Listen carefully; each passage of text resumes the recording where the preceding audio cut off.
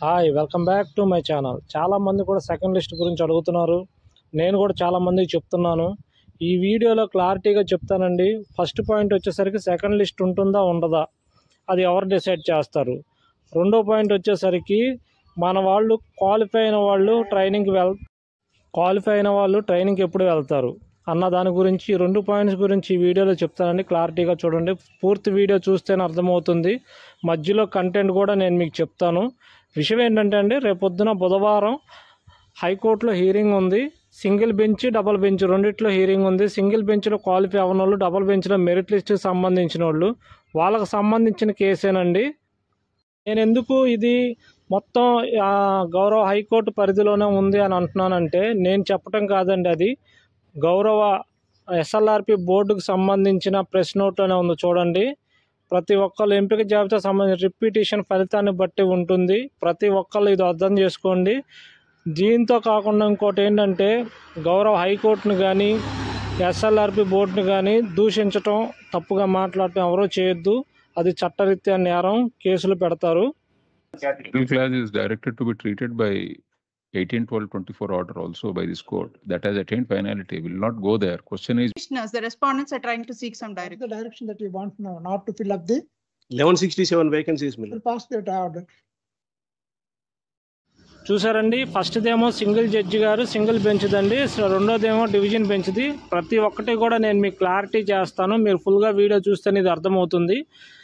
దీనికి సంబంధించిన కేసులో జనరల్ ఆస్పిరెంట్స్ ఉన్నారు, హోంగార్డ్స్ ఉన్నారండి. కొంచెం ఎక్కువ శాతం హోంగార్డ్స్ ఉన్నారు, కొంచెం తక్కువ శాతం జనరల్ ఆస్పిరెంట్స్ ఉన్నారు.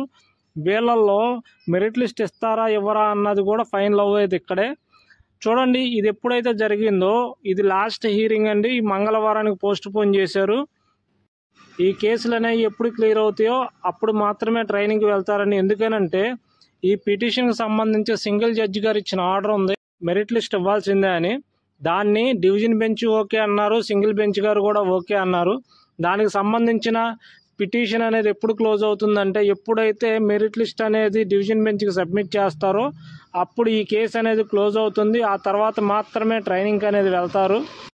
అందువల్ల ప్రతి ఒక్కళ్ళు కూడా మెరిట్ లిస్ట్ అనేది ఇవ్వాలి, చేయాలి అని అంటే కంపల్సరీ గౌరవ హైకోర్టుకే సంబంధం ఉంటుంది. ఇప్పుడు అది ఉంటుందా ఉండదా అన్నది కూడా గౌరవ హైకోర్టే నిర్ణయిస్తుంది. కాబట్టి ఎవరో కూడా హైకోర్టును కానీ బోర్డును కానీ ఎవరో కూడా దూషించమాకండి, మరీ చెప్తున్నాను.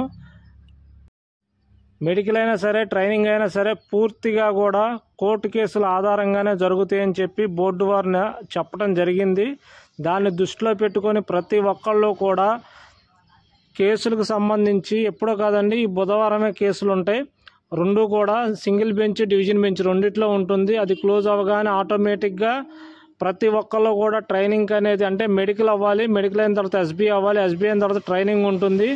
అసలు ఈ కేసులు ఉంటాయా ఉండవా, ఈ కేసుల్లో ఎవరు ఉంటారు, జనరల్ ఆస్పిరెంట్స్ ఉంటారా లేదంటే హోంగార్డ్స్ ఉంటారా, ఈ కేసు ఎవరికి ఫేవర్గా వస్తుంది అన్నది ఈవినింగ్ లైవ్ ఉంటుందండి 9ంటికి. ప్రతి ఒక్కళ్ళు కూడా ఇంట్రెస్ట్ ఉన్న ప్రతి ఒక్కళ్ళు తెలుసుకోవాలనుకుంటే జనరల్ ఆస్పిరెంట్స్ కానీ హోంగార్డ్స్ కానీ ఎవరైనా తెలుసుకోవాలి, ఎవరున్నారు లిస్ట్లో ఏంటి అనేది తెలుసుకోవాలనుకుంటే రాత్రి 9ంటికి లైవ్కి రండి. ప్రతి ఒక్కరికి అక్కడ డీటెయిల్డ్గా ఆర్డర్ కాపీలో చూపిస్తాను. ఏది కూడా నా ఓన్ కాదండి, ప్రతి ఒక్కటి నేను ఆర్డర్ రూపానే చూపిస్తాను. ఉన్నది లేనిది ఉన్నది నేను ఎక్కడా చెప్పట్లేదు. దీనికి సంబంధించి కూడా బోర్డు వారు రిలీజ్ చేసినటువంటి ప్రెస్ నోట్లో కూడా అదే ఉంది. కాబట్టి దాని గురించే నేను చెప్పాలనుకుంటున్నాను, చెప్తున్నాను కూడా. అందువల్ల ఎవరు అధైర్యపడొద్దు.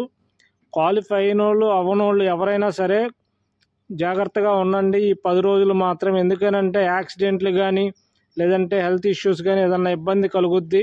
అందువల్ల ప్రతి ఒక్కళ్ళు జాగ్రత్తగా ఉండి ట్రైనింగ్కి వెళ్ళే వరకు జాగ్రత్తగా ఉండండి.